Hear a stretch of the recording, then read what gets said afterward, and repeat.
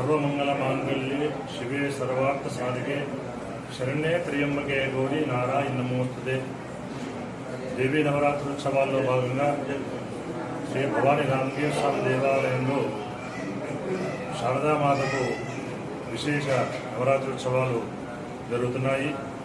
ఈరోజు 7వ రోజు అమ్మవారు కాలరాత్రి రూపంలో దర్శనమిచ్చింది. సప్తమం కాలరాత్రి.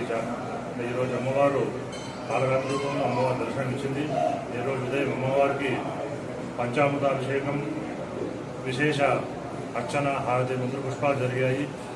ఈ కాలరాత్రి రూపంలో అమ్మవారు దర్శనం ఇవ్వడం కారణం ఏమిటంటే దుష్ట సంహారం కోసం అమ్మవారు కాలరాత్రి రూపంలో దర్శనం ఇచ్చింది. ఆ రోజు దుష్టులను సంహరించింది కనుక కాలరాత్రి అనే అమ్మవారికి నామం అయింది.